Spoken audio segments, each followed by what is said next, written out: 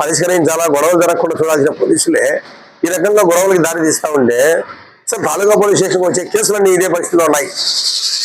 నేను గమనించిన దాంట్లో ఈ మధ్య 2-3 నెలల్లో వీళ్ళ తీరు ఎట్లంటే ఏ కేసు ఎత్తుకున్నా కూడా అదే పరిస్థితి ఉంది.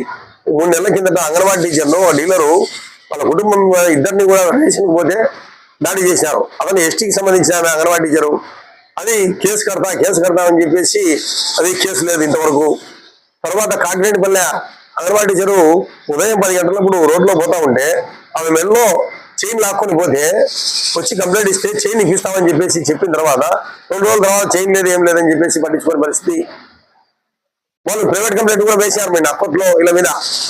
అదే కాదు, ఒక లారీ మోటార్ సైకిల్ యాక్సిడెంట్ జరిగితే మోటార్ సైకిల్ తగిలిస్తే మోటార్ సైకిల్ రిపేర్ చేయిస్తానని చెప్పేసి మోటార్ సైకిల్ కూడా ఎతకపోయినాడు. ఎతకపోయి పలక్కపోతే పోలీస్ స్టేషన్ చుట్టూ 2 నెలల పాటు తిరిగితే మీరే తెచ్చుకోపోండి అని పట్టించుకునే పరిస్థితి ఇక్కడ. అంటే మీరు ఏం పని చేయదలుచుకున్నారు ఇక్కడ?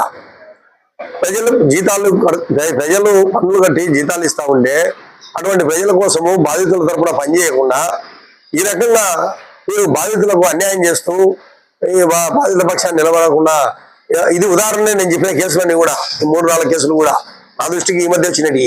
ఇట్లా ఏదే మా దృష్టికి లాంటి ఎన్ని ఇట్లా.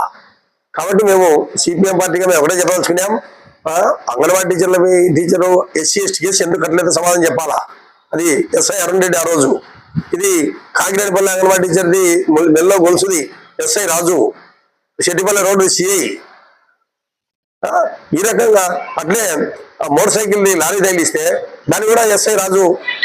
గౌరవం ప్రజలు పోతే ఒరే తరాన్ని మాట్లాడతారు, ఏమంత గౌరవం లేకుండా పోలీసులు. కాబట్టి మీరు ప్రజల కోసం పనిచేయదలుచుకున్నారా?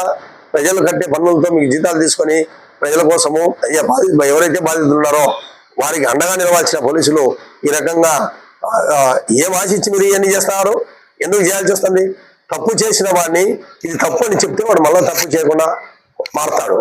తప్పు చేసిన వాడిని వెనకేసుకు వస్తే వాడు తప్పు చేస్తాడు.